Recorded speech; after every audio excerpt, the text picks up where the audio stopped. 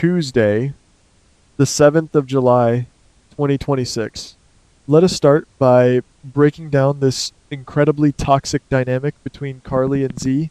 Carly is marching into the belly of the beast, making demands and insisting that the agency release Jocelyn from her spy duties.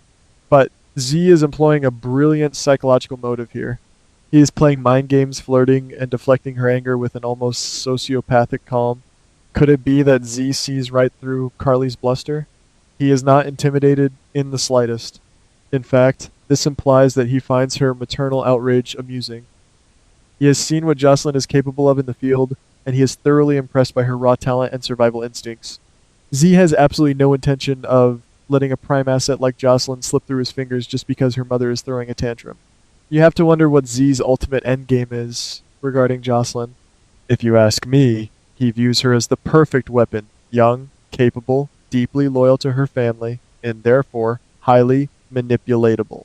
By keeping Jocelyn in his orbit, Z maintains an invisible leash on Carly, Jason, and Sunny. It is a brilliant, albeit twisted, strategy. Carly thinks she can just bully her way to a resolution, but she is dealing with a man who orchestrates global crises before his morning coffee. The psychological motive behind Z's refusal to let Jocelyn go is rooted in absolute control. He knows that, as long as he holds Jocelyn's future in his hands, he controls the most powerful family in town. Meanwhile, we have Jocelyn, recovering in her hospital bed, heavily guarded, and yet somehow still pulling strings from under the covers. The latest hint suggests she asks a stranger for a massive favor. But is this person really a stranger?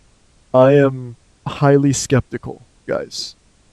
Could it be that this mysterious figure is actually Jason, operating in the shadows? If Jason has secretly returned to watch over her, this implies that the covert deal Jocelyn brokered to secure his and Valentine's freedom has actually been executed. Jason being the secret caretaker would be a classic move, staying out of sight while ensuring his loved ones are safe, but we cannot affirm anything with absolute certainty. Think about the magnitude of what Jocelyn might have done. If she successfully negotiated a deal with Z to free Jason and Valentine, what did she promise in return? The agency does not just hand out get-out-of-jail-free cards without a steep, blood-soaked price. It looks like Jocelyn may have traded her own permanent servitude to the agency to buy their freedom. This would perfectly explain why Z is so smug with Carly. He already holds the winning contract, signed and sealed by Jocelyn herself. The unforeseen fallout of this sacrifice will be devastating when Carly realizes her daughter sold her soul to save the men in their lives. This brings us to the heartbreaking situation unfolding between Danny and Rocco. Danny is fiercely loyal and is currently pressuring Rocco to confess to the authorities that he was the one who pulled the trigger on the island. Danny wants to clear Jason's name, completely unaware that Jocelyn might have already secured Jason's release through her shadowy deal. If you ask me, Danny's desperation is a ticking time bomb. He is pushing a deeply traumatized Rocco into a corner. Rocco is already consumed by guilt and fear, and Danny's relentless pressure could cause the young boy to completely snap under the immense weight of his own actions. The irony here is palpable. Danny is willing to throw Rocco under the bus to save Jason, not realizing the sacrifice might be entirely unnecessary. This implies that the lack of communication among the younger generation is going to lead to a massive tragedy. Could it be that Rocco actually confesses just as Jason is quietly released, thereby putting Rocco in the crosshairs of the agency for absolutely no reason? The shattered trust between these legacy children will take years to repair. I am watching these boys navigate this dark world, and it is clear they are inheriting the exact same toxic traits as their fathers. Speaking of shattered trust, we have to talk about the impending hurricane headed straight for Lulu. Charlotte is sitting on a massive explosive secret. She knows that Carly was hiding Valentine in her house for months. If you ask me, it is only a matter of time before Charlotte accidentally or perhaps intentionally lets this detail slip to Lulu.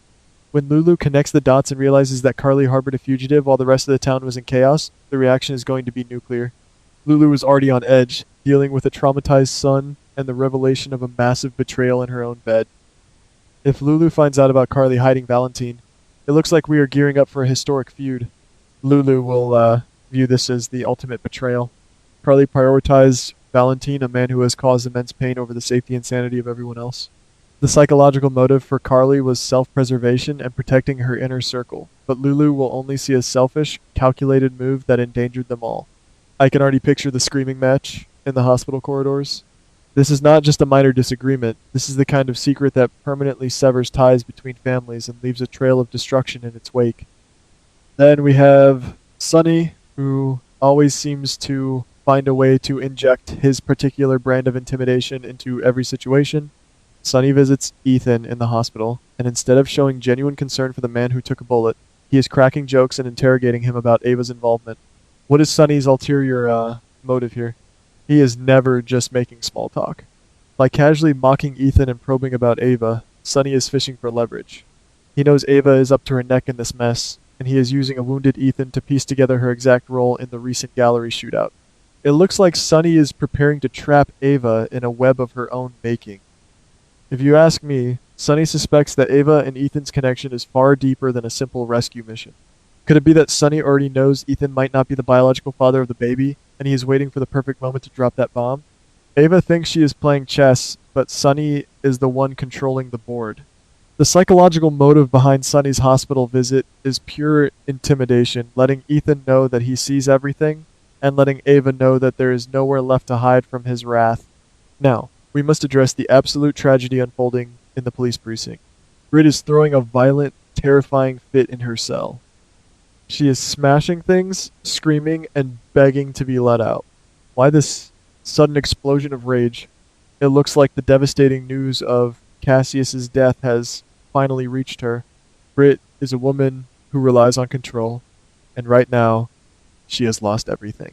Her brother, the man she was trying to protect, the man who sent her the medication she desperately needed, is gone. Her violent reaction is the raw, unfiltered grief of a woman who realizes she sacrificed her freedom for a ghost.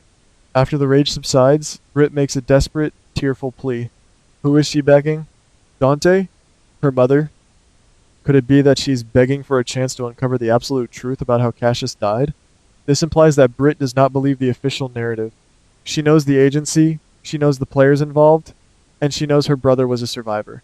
If you ask me, Britt's plea is not just about getting out of a cell, it is about vengeance. She wants to hunt down whoever is truly responsible for her brother's demise, and heaven help anyone who stands in her way when she finally gets out. Finally, we have to look at Nina, who is completely shattered by the revelation that Cassius is dead and that he was the one impersonating Nathan all along. Guys, my heart breaks for her. The psychological motive behind her profound grief is complex. She is not just mourning Cassius. She is mourning Nathan all over again. She allowed herself to believe that a piece of her past had returned, only to have it ripped away in the most cruel, deceptive manner possible. The unforeseen fallout of this trauma is going to send Nina into a dark, unpredictable spiral. She has lost her anchor, and when Nina has nothing left to lose, she becomes incredibly dangerous. So, where does this leave us? We must divide the possibilities into two distinct paths. Let us look at scenario A. It looks like Jocelyn's secret deal holds up perfectly. Jason is quietly released, operating as her hidden protector in the hospital. Z honors the bargain but keeps Jocelyn firmly under his thumb as a top-tier asset. Meanwhile, Charlotte keeps her mouth shut about Valentine, and Danny backs off Rocco, allowing the town to slowly heal from the trauma of the island. In scenario A, the calculated moves pay off, and the characters find a fragile, uneasy peace built on a foundation of massive, unspoken lies. But then we have scenario B, which, if you ask me, is far more likely in this treacherous town. Could it be that the deals completely crumble?